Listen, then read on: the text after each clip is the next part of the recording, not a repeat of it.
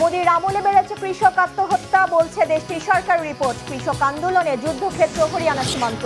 দিল্লির পার্লামেন্ট ভবনে জঙ্গি হামলার জেরে প্রায় যুদ্ধের মুখে ছিল ভারত পাকিস্তান। কি ঘটেছিল সেদিন? সিরিয়ার বিদ্রোহীদের সাথে চীনের মুসলিম উইগুর স্বাধীনতাকামীদের সম্পর্ক কি? আতঙ্কে কেন বেইজিং?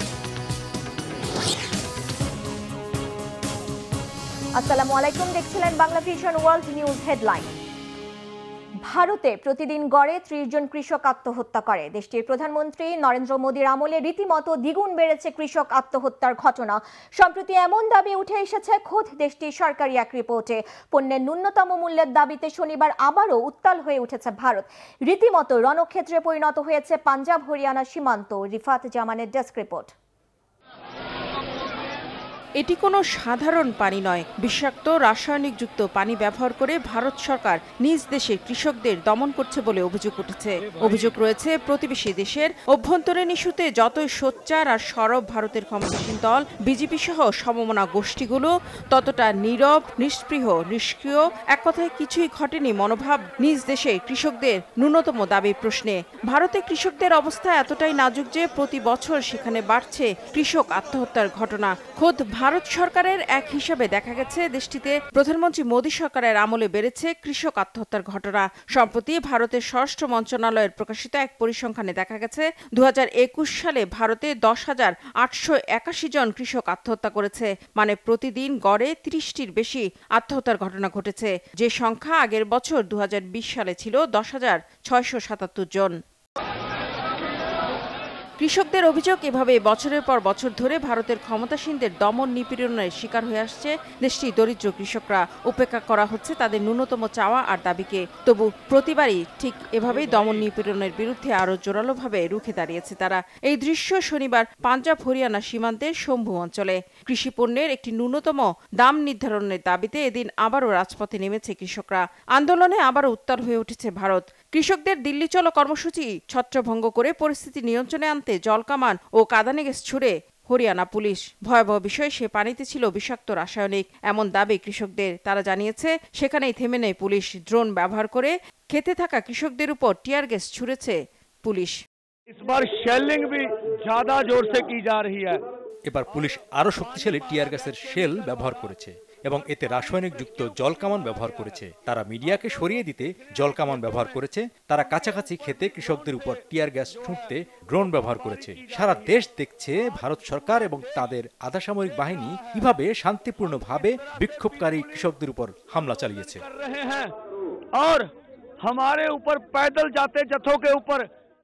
তবে যথারীতি বিষাক্ত রাসায়নিক পানি ব্যবহারের অভিযোগ অস্বীকার করেছে হরিয়ানা পুলিশ। তাদের বাধার মুখে আসছে 16 থেকে 18 ডিসেম্বর ট্রাক্টর মার্চ ও রেল রোকো কর্মসূচি ঘোষণা করেছে কৃষকরা। তারা বলছে মোদী সরকারের দেয়া প্রতিশ্রুতি 4 বছরেও পূরণ না হয় দাবি আদায়ে তারা আবারও এই কর্মসূচি ঘোষণা করেছে। কৃষকরা জানান মোদী সরকার কৃষিপণ্যের একটি ন্যূনতম দাম নির্ধারণ করে কৃষিপণ্য কৃষকদের কাছ থেকে কিনে নেওয়ার প্রতিশ্রুতি দিয়েছিল, কিন্তু সরকার এ ব্যাপারে চুক্তিতে যেতে নারাজ। আর চুক্তি না করলে ভবিষ্যতে যে কোনো সরকার নির্ধারিত ন্যূনতম মূল্যে কৃষিপণ্য নাও কিনতে পারে, ফলে আবারও তৈরি হতে পারে কৃষক দমন। তাই নতুন করে আন্দোলন শুরু করেছে কৃষকরা। ভারতের কৃষকদের এই আন্দোলন কি সফল হবে নাকি আবারও নির্যাতনের মুখে মুখ থুবড়ে পড়বে? বিশ্লেষকরা বলছেন কৃষকদের দাবি না মেনে মোদী সরকার আদতে নিজ দেশের দরিদ্র জনগোষ্ঠীকে আত্মহত্যার পথ বেছে নিতে বাধ্য করছেন। রিফাত জামান, বাংলা ভিশন নিউজ ডেস্ক। এদিকে নিজ দেশের কৃষকদের দাবি প্রতি টু শব্দ না করলেও বাংলাদেশের কথিত ধর্মীয় সংখ্যালঘু ও সনাতন ধর্মাবলম্বীদের ওপর হামলার ঘটনায় উদ্বেগ প্রকাশ করেছেন ভারতের পররাষ্ট্রমন্ত্রী এস জয়শঙ্কর। শুক্রবার দেশটির লোকসভার বাংলাদেশের সংখ্যালঘুদের নিরাপত্তা নিয়ে এক প্রশ্ন উত্তরে দেশটির পররাষ্ট্রমন্ত্রী বলেন, গেল কয়েক মাস ধরে বাংলাদেশের সংখ্যালঘুদের লক্ষ্য করে বিভিন্ন ধরনের হামলা ও নিপীড়নের ঘটনা ঘটেছে। ভারত এই ইস্যুতে বাংলাদেশকে তাদের উদ্বেগ জানিয়েছে। ভারতের পররাষ্ট্র সচিবের ঢাকা সফরের বিষয়টিও তুলে আনেন এস জয়শঙ্কর। বলেন, ঢাকা সফরে পররাষ্ট্র সচিব কয়েকটি বৈঠকে অংশ নিয়েছেন এবং সেখানে ভারতের উদ্বেগের বিষয়টিও তুলে ধরেছেন। বাংলাদেশ তার নিজের স্বার্থেই সংখ্যালঘুদের সুরক্ষা নিশ্চিত করতে প্রয়োজনীয় পদক্ষেপ নেবে বলে আশা করছেন ভারতীয় পররাষ্ট্রমন্ত্রী এস জয়শঙ্কর। বিশ্বের সবচেয়ে বড় গণতন্ত্রের দেশ হিসেবে ভারতের গর্বের অন্ত নেই। 2001 সালের ডিসেম্বরে সন্ত্রাসী হামলার শিকার হয় 120 কোটি মানুষের দেশটির সার্বভৌমত্বের প্রতীক দিল্লির পার্লামেন্ট ভবন।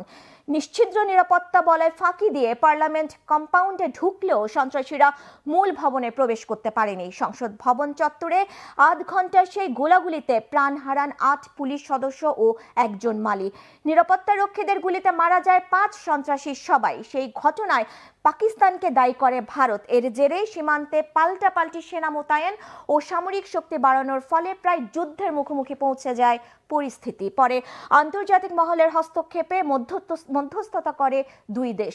2001 সালে সেই ঘটনা নিয়ে ডেস্ক রিপোর্টে বিস্তারিত জানাচ্ছে হাফিজুল ইসলাম। 2001 সালের 13ই ডিসেম্বর, বেলা তখন 11টা পেরিয়েছে। আচমকা গোলাগুলির শব্দে কেঁপে উঠল ভারতের রাজধানী দিল্লিতে অবস্থিত দেশটির কেন্দ্রীয় সংসদ ভবন। লোকসভার অধিবেশন শেষে তখন বেরিয়ে গেছেন সংসদ সদস্যদের অনেকে। ভেতরে ছিলেন 100-র বেশি এমপি। এমন সময় পার্লামেন্ট চত্বরে ঢুকে পড়ে সরকারি ভুয়া স্টিকার লাগানো একটি অ্যাম্বাসেডর গাড়ি। নিরাপত্তা রক্ষীদের সন্দেহ হলে তারা থামতে বলেন। তখন গাড়ি থেকে বেরিয়ে বন্দুক, গ্রেনেড ও গোলা বারুদ নিয়ে সংসদ ভবনে আক্রমণ চালায় 5 জন সন্ত্রাসী। সশস্ত্র সন্ত্রাসীরা জোরদার আক্রমণ চালিয়ে সংসদের ভেতরে প্রবেশের চেষ্টা করলেও সফল হয়নি তারা। হামলাকারীদের ঠেকিয়ে দিয়েছিলেন নিরাপত্তারক্ষীরা। জরুরি সাইরেন বেজে উঠলে সতর্ক হয়ে ওঠে দায়িত্বরত বাহিনী। বন্ধ করে দেয়া হয় পার্লামেন্ট ভবনের সমস্ত প্রবেশপথ। প্রায় 30 মিনিট ধরে চলে দুই পক্ষের পাল্টাপাল্টি গোলাগুলি। প্রাণ হারান 8 জন পুলিশ ও 1 জন মালি। সংসদের মূল কক্ষে ঢোকার আগেই সিকিউরিটি ফোর্সের হাতে মারা পড়ে 5 সন্ত্রাসীও। সেদিনের এই ঘটনা কাঁপিয়ে দিয়েছিল বিশ্বের সবচেয়ে বড় গণতন্ত্রের দেশ ভারতের আত্মমর্যাদার ভিত। পার্লামেন্ট ভবন যে কোনো দেশের সার্বভৌমত্বের প্রতীক। বাংলাদেশের ক্ষমতা থেকে বিতাড়িত সাবেক প্রধানমন্ত্রী শেখ হাসিনা কিংবা সম্প্রতি 53 বছরের পারিবারিক শাসনামলের অবসান ঘটিয়ে পালিয়ে যাওয়া সিরিয়ার প্রেসিডেন্ট বাশার আল আসাদ, উভয় ক্ষেত্রেই ক্ষমতা হারানোর চিহ্ন হয়ে আছে সংসদ ভবন। সারা বিশ্বে গণ অভ্যুত্থানের মুখে বিভিন্ন সময় গদি হারানো স্বৈরাচারী নেতাদের ক্ষেত্রেও বিক্ষুব্ধ জনতাকে দেখা গেছে সংসদের দখল নিতে। ভারতের সংসদে এরকম হামলা কেউ চালাতে পারে সেটা বিশ্বাস করতেও সেদিন কষ্ট হয়েছিল তৎকালীন প্রশাসনের। সংসদ ভবনের নজিরবিহীন সেই আক্রমণের ঘটনায় ভারত দায়ী করে পাকিস্তান ভিত্তিক সংগঠন জাইশ-ই মোহাম্মদকে। এর জেরে দুই দেশের মধ্যে শুরু হয় তুমুল উত্তেজনা। সীমান্তের কাছে তখন সেনা সমাবেশ করতে শুরু করে ভারত। পাল্টা ব্যবস্থা নেয় পাকিস্তানও। কয়েক মাস ধরে যুদ্ধকালীন পরিস্থিতি চলার পর 2002 সালের শেষের দিকে মধ্যস্থতার উদ্যোগ নেয় আন্তর্জাতিক মহল। ভারতের পার্লামেন্টে জঙ্গি হামলা পাকিস্তানের মদদে চালানো সবচেয়ে দুঃসাহসী এবং সবচেয়ে উদ্বেগজনক ঘটনা, এমন মন্তব্য করেছিলেন ভারত সরকারের তৎকালীন প্রধানমন্ত্রী লালকৃষ্ণ আদভানি। পার্লামেন্ট ভবনে হামলার কিছুদিনের মধ্যে সন্দেহভাজন কয়েকজনকে গ্রেফতার করে পুলিশ। এদের একজন ছিল জম্মু কাশ্মীর লিবারেশন ফ্রন্টের সদস্য মোহাম্মদ আফজাল গুরু। অন্য আসামিদের নানা পর্যায়ের শাস্তি হয়, খালাসও পায় কেউ কেউ।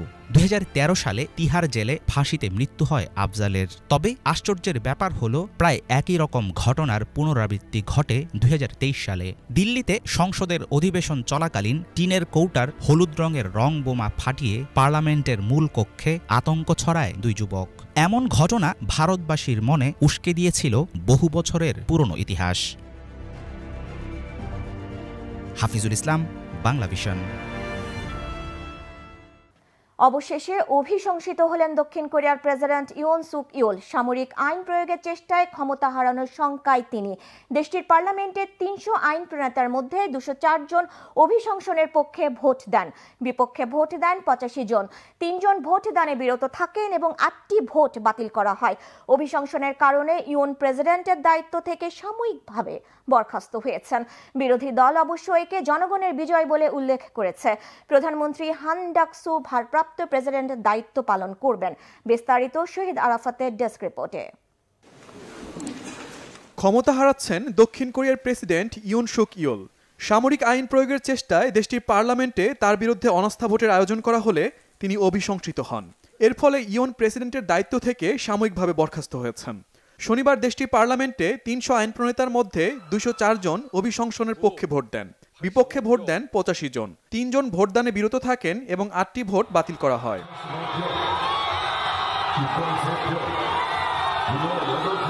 অভিশংসিত হওয়ায় ইয়োল ক্ষমতা হারাবেন, তবে দেশটির সাংবিধানিক আদালতের পর্যালোচনার পর চূড়ান্ত সিদ্ধান্ত আসবে।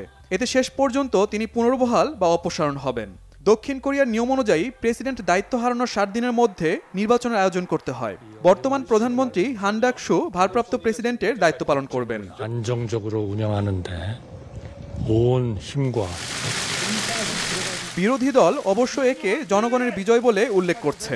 গেল ৩ ডিসেম্বর দক্ষিণ কোরিয়ায় আকস্মিক সামরিক আইন জারি করেন ইয়ন। জাতির উদ্দেশ্যে দেয়া এক ভাষণে রাষ্ট্রবিরোধী শক্তিকে সমূলে উৎপাটনের কথা বলে হঠাৎ করে সামরিক আইন জারির ঘোষণা দেন তিনি। তার এই ঘোষণায় পুরো দক্ষিণ কোরিয়া স্তম্ভিত হয়ে যায়। তবে বিরোধীদের তীব্র প্রতিবাদ ও বিক্ষোভের মুখে পিছু হটেন ক্ষমতাসীন দল পিপল পাওয়ার পার্টির এই নেতা। Shahid Arafat, Bangla Vision news desk. সিরিয়ায় বাশার আল আসাদ সরকারকে উৎখাত করা বিদ্রোহীদের উত্থানে দুশ্চিন্তায় পড়েছে চীন। ওই বিদ্রোহীদের সাথে চীনের জিনজিয়াং প্রদেশের স্বাধীনতাকামী মুসলিম জনগোষ্ঠী উইগুরদের প্রত্যক্ষ যোগাযোগ আছে বলে এশিয়া টাইমস সহ আন্তর্জাতিক বিভিন্ন গণমাধ্যম জানাচ্ছে। শুধু তাই নয়, সিরিয়ার বিদ্রোহীদের একাংশ দেশান্তরী উইগুরদের সমন্বয়ে গঠিত বলেও খবর আসছে। এতে করে আগামীতে জিনজিয়াং প্রদেশ বিচ্ছিন্ন করে উইগুরদের স্বাধীন রাষ্ট্র প্রতিষ্ঠার লড়াই বেগবান হতে পারে বলে আতঙ্কে ভুগছে বেইজিং। হিজুল জোবাইরের ডেস্ক রিপোর্টে বিস্তারিত। একেবারেই অপ্রত্যাশিত ও নাটকীয় বাঁক নিচ্ছে সিরিয়া যুদ্ধ। সম্প্রতি মধ্যপ্রাচ্যের দেশটিতে ক্ষমতা বদল হলেও তার ঝাঁকুনিতে কেঁপে উঠছে ৭,০০০ কিলোমিটার দূরের চীন। রীতিমতো ভূখণ্ড হারানোর আতঙ্কে ভুগছে তারা। কিন্তু কেন? আন্তর্জাতিক বিভিন্ন গণমাধ্যম বলছে, সিরিয়ার বিদ্রোহীদের উত্থান একই সাথে চীনের জিনজিয়াং প্রদেশের স্বাধীনতাকামী মুসলিম উইগুর বিদ্রোহীদেরও উত্থান। সিরিয়ার মতো চীনকেও অস্থিতিশীল করে দিতে পারে একই শক্তি। কিন্তু কিভাবে? শুক্রবার হংকং ভিত্তিক গণমাধ্যম এশিয়া টাইমস তুলে ধরেছে এর আদ্যোপান্ত। দীর্ঘদিন ধরেই জিনজিয়াং প্রদেশকে চীন থেকে বিচ্ছিন্ন করার লড়াই চালিয়ে যাচ্ছে উইগুর মুসলিমরা। সেই লক্ষ্যে তৎপর একাধিক বিচ্ছিন্নতাবাদী গোষ্ঠী। অন্যদিকে কঠোর হাতে এসব তৎপরতা নির্মূলের চেষ্টা চালাচ্ছে বেইজিং। তার অংশ হিসেবে কয়েক লক্ষ উইগুর মুসলিমকে বছরের পর বছর কার্যত বন্দী করে রাখা হয়েছে। এ নিয়ে আন্তর্জাতিক মহলে ব্যাপক সমালোচিত চীন। যুক্তরাষ্ট্রসহ বিভিন্ন দেশ এটিকে ভয়াবহ মানবাধিকার লঙ্ঘন বলে অভিযোগ করে আসছে। তবে বেইজিং তা কানেই তুলছে না। এরই মাঝে সিরিয়ায় বাশার আল আসাদ সরকারকে হটিয়ে বিদ্রোহী গোষ্ঠী হায়াত তাহরির আল শাম HTS এর ক্ষমতা দখলকে কেন্দ্র করে নতুন করে আলোচনায় আসছে বিচ্ছিন্নতাবাদী উইগুররা। আর তাতেই বেইজিংয়ের কপালে দেখা দিচ্ছে চিন্তার ভাঁজ। এশিয়া টাইমস বলছে, সিরিয়ার বিদ্রোহীদের সাথে সরাসরি সংশ্লিষ্ট উইগুর বিদ্রোহীরা। তারই জেরে এবারে জিনজিয়াংকে চীন থেকে বিচ্ছিন্ন করার তৎপরতা শুরু হতে পারে। সম্প্রতি সিরিয়ায় আসাদ সরকারকে উৎখাতের লড়াইয়ে HTSকে বিশেষভাবে সহযোগিতা করেছে তুর্কিস্তান ইসলামিক পার্টি TIP। TIPর অনেক সদস্য কাঁধে কাঁধ রেখে লড়াইয়ে অংশ নেয়। এই TIP হল জিনজিয়াংকে চীন থেকে বিচ্ছিন্ন করতে চাওয়া বিচ্ছিন্নতাবাদী উইগুরদের একটি সশস্ত্র সংগঠন। জিনজিয়াং ও মধ্য এশিয়ার বিভিন্ন অঞ্চল নিয়ে একটি স্বাধীন রাষ্ট্র প্রতিষ্ঠাই তাদের লক্ষ্য। এরই মাঝে যুক্তরাষ্ট্রভিত্তিক মানবাধিকার ও সন্ত্রাসী কার্যক্রম নজরদারি বিষয়ক অলাভজনক সংস্থা middle east media research institute memory সিরিয়ার বিদ্রোহীদের সাথে যুদ্ধরত TIP সদস্যদের বেশ কিছু ছবিও প্রকাশ করেছে। এ নিয়ে এখন পর্যন্ত চীনের দিক থেকে সরাসরি কোনো প্রতিক্রিয়া জানানো হয়নি। তবে শুক্রবার সিরিয়ায় চলমান সংঘাতপূর্ণ পরিস্থিতি নিয়ে উদ্বেগ জানান চীনের পররাষ্ট্রমন্ত্রী ওয়াং ই। এ সময় তিনি সব দেশের সার্বভৌমত্বকে মেনে চলার আহ্বান জানান। একই সাথে সিরিয়ায় অস্থিতিশীলতার সুযোগে যাতে উগ্রপন্থীদের উত্থান না হয় সে ব্যাপারে সবাইকে সতর্ক থাকার আহ্বান জানান ওয়াং। এশিয়া টাইমস জানায়, স্বাধীন জিনজিয়াংয়ের দাবিতে মূলত পাকিস্তানের সৃষ্টি হয় টিআইপির। জিনজিয়াং ও মধ্য এশিয়ার উইগুররা এর সদস্য। চীনে বরাবরই নিষিদ্ধ এই সংগঠন। এছাড়া জাতিসংঘও এটিকে নিষিদ্ধের তালিকায় রেখেছে। অন্যদিকে ২০২০ সাল পর্যন্ত যুক্তরাষ্ট্র এটিকে নিষিদ্ধের তালিকায় রাখলেও পরে তা প্রত্যাহার করে নেয়। মধ্য এশিয়া সহ মুসলিম বিশ্বের বিভিন্ন দেশের সাথে সাংস্কৃতিক ঐক্যবোধ করে জিনজিয়াংয়ের উইঘুররা, আর সে কারণেই দীর্ঘদিন ধরে বেইজিংয়ের দমন পীড়নের শিকার তারা। এ অবস্থায় তাদের অনেকেই সিরিয়ার বিদ্রোহী অধ্যুষিত ইদলিবে অভিবাসী হয়। সেখানেই ইদলিবের টিআইপি শাখার সদস্য হয় তারা। আন্তর্জাতিক গণমাধ্যম বলছে, সম্প্রতি সিরিয়ায় টিআইপির লড়াইকে সমর্থন জানিয়েছে তুরস্ক। উইগুরদের ওপর দমন পীড়নের জন্য চীনের কট্টর সমালোচক তুরস্ক। সামনের দিনগুলোতে টিআইপির অন্যান্য কার্যক্রমেও তুরস্ক সমর্থন দেবে বলে মনে করেন অনেক বিশ্লেষক। সব মিলিয়ে আগামীতে জিনজিয়াং সংঘাত ও অস্থিতিশীলতার নতুন এক কেন্দ্র হয়ে উঠতে পারে, এমন উদ্বেগ ও উৎকণ্ঠার মেঘ ক্রমশ ঘনীভূত হচ্ছে। হিজল জোবায়ের, বাংলা ভিশন। শুক্রবার সিরিয়ার লাতাকিয়া শহরে একটি বড় সমাবেশ আয়োজন করে জনগণকে দেশের নতুন সরকারের অধীনে জাতীয় ঐক্যের আহ্বান জানিয়েছে ধর্মীয় নেতারা। এদিকে সিরিয়ায় সহিষ্ণু ও অন্তর্ভুক্তিমূলক একটি নতুন শাসন ব্যবস্থা গঠনের প্রতিশ্রুতি দিয়েছে এইচটিএস।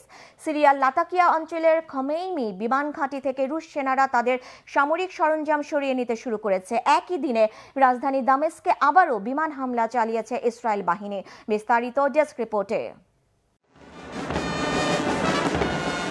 শুক্রবার সিরিয়ার উত্তর পশ্চিমাঞ্চলীয় লাতাকিয়া শহরে আল আজান মসজিদের বাহিরে একটি বিশাল সমাবেশ অনুষ্ঠিত হয়েছে, যেখানে ধর্মীয় নেতারা দেশটির নতুন সরকারের অধীনে জনগণকে জাতীয় ঐক্যের আহ্বান জানিয়েছেন। এদিন শুক্রবারের নামাজ আদায়ের পর হাজার হাজার মানুষ সমাবেশে অংশগ্রহণ করে। এ সময় অংশগ্রহণকারীরা আল্লাহু আকবার এবং আসাদ থেকে চিরকাল মুক্তি বলে স্লোগান দেয়। এর পাশাপাশি তারা এক এক এক সিরিয়ার জনগণ এক এমন স্লোগানও দেয়। এই সমাবেশটি সিরিয়ার প্রেসিডেন্ট বাশার আল আসাদ ও তার পরিবারের ৫০ বছরের শাসনের পতনের পর প্রথমবারের মতো অনুষ্ঠিত হয়েছে। সিরিয়াতে বাশার আল আসাদের শাসনকে উৎখাত করে নতুন সরকার প্রতিষ্ঠা করেছে বিদ্রোহী গোষ্ঠী হায়াত তাহরির আল শাম এসটিএস, যারা একসময় আল কায়দার একটি শাখা ছিল। সংগঠনটি সিরিয়ায় একটি সহিংস অন্তর্ভুক্তিমূলক নতুন শাসন ব্যবস্থা গঠনের প্রতিশ্রুতি দিয়েছে। সমাবেশে অংশগ্রহণকারীদের সিরিয়ার নতুন পতাকা হাতে উল্লাস করতে দেখা যায়। এ সময় দেশটির নতুন সঙ্গীত, যা বিদ্রোহীদের গানে রূপান্তরিত হয়েছিল, তাই স্পিকারে বাজানো হয়। সুন্নি ইমাম খালেদ কামাল রয়টার্সকে বলেছেন, এটি এক অসাধারণ আনন্দ যা ভাষায় প্রকাশ করা সম্ভব নয়। কামাল এতদিন সিরিয়ার সাবেক প্রেসিডেন্ট বাশার আল আসাদের ভয়ে বিদেশে আশ্রয় নিয়েছিলেন। তিনি আরও বলেন, তারা সিরিয়ায় জনগণের নির্বাচিত যে কোনো প্রেসিডেন্টকে স্বাগত জানাবেন, হোক সে শিয়া, সুন্নি অথবা খ্রিস্টান। এদিকে সিরিয়ার ভবিষ্যৎ নিয়ে উদ্বেগ প্রকাশ করেছে অনেক আলাউই শিয়া সম্প্রদায়ের লোকজন। এই সম্প্রদায়ের বেশিরভাগ মানুষ লাতাকিয়া অঞ্চলে বসবাস করেন। সিরিয়ার মোট জনসংখ্যার প্রায় 10% শিয়া মুসলিম বলে ধারণা করা হয়। প্রভাবশালী আলাউই ধর্মীয় নেতা মোহাম্মদ রিদা হাতেম আবদুল্লাহ বলেছেন, তারা কোনো ধর্মীয় বা জাতিগত গোষ্ঠীকে বৈষম্যের শিকার করেন না। তারা চান সিরিয়ায় বিভিন্ন ধর্মীয় গোষ্ঠী একসাথে মিলিত হয়ে এগিয়ে যাক। তিনি আরও বলেন, সিরিয়ার ঐক্য তাদের কাছে একটি স্বপ্ন, যা তারা তাদের সন্তানদের এবং পরবর্তী প্রজন্মকে শেখাবেন। এদিকে সিরিয়ার লাতাকিয়া অঞ্চলের খোমেইমি বিমান ঘাঁটি থেকে সামরিক অস্ত্রশস্ত্র সরিয়ে নিচ্ছে রুশ সেনারা। তবে রাশিয়ার সংবাদ মাধ্যম বলছে, হায়াত তাহরির আল শাম এসটিএস এর সাথে সম্পর্ক স্থাপন করে সিরিয়ার নিজেদের সামরিক উপস্থিতি বজায় রাখার চেষ্টা করছে মস্কো। এসবের মধ্যেই শুক্রবার রাতে সিরিয়ার রাজধানী দামেস্কে আবারও বিমান হামলা চালিয়েছে ইসরায়েলি বাহিনী। এদিকে সিরিয়া ইসরায়েলের ভূমি দখলের বিরুদ্ধে নিন্দা জানিয়েছে আরব লীগ। ইফাত জাহান, বাংলা ভিশন। ইউক্রেনের বিদ্যুৎ কাঠামো লক্ষ্য করে একদিনে 93টি মিসাইল ও 200 ড্রোন ছুড়েছে রুশ বাহিনী। রাশিয়া ইউক্রেন যুদ্ধ শুরু হওয়ার পর ইউক্রেনের বিদ্যুৎ অবকাঠামোর উপর এটা অন্যতম বৃহত্তম বোমাবর্ষণ বলে অভিহিত করেছেন দেশটির প্রেসিডেন্ট ভলোদিমির জেলেনস্কি। শুক্রবার রুশ বাহিনীর এই হামলায় ব্যাপক ক্ষয়ক্ষতির শিকার হয় ইউক্রেনের বৃহত্তম তাপবিদ্যুৎ কেন্দ্র। নষ্ট হয়ে গেছে গুরুত্বপূর্ণ সরঞ্জাম। এছাড়া কিয়েভের বাসিন্দাদের আবারও আশ্রয় নিতে হয়েছে মেট্রো স্টেশনে। ইউক্রেনের প্রেসিডেন্ট ভলোদিমির জেলেনস্কি বলেছেন, রাশিয়ার ছোড়া মিসাইলের মধ্যে অন্তত 81টি ভূপাতিত করেছে তার বাহিনী। এদিকে স্থল অভিযানও জারি রেখেছে রুশ সেনারা। ইউক্রেনের পোক্রোভস্ক অঞ্চলে রুশ বাহিনীর প্রবেশ ঠেকিয়েছে ইউক্রেনীয় সেনারা। অঞ্চলটির চারপাশ রুশ ও ইউক্রেন বাহিনীর মধ্যে লড়াই আরও তীব্র হয়েছে। এদিকে যুদ্ধবিরতির আলোচনার মধ্যে আবারও ইউক্রেনকে অস্ত্র সহায়তার ঘোষণা দিয়েছেন মার্কিন পররাষ্ট্রমন্ত্রী অ্যান্টনি ব্লিংকেন। এই ছিল আজকের মতো, সাথে থাকায় ধন্যবাদ।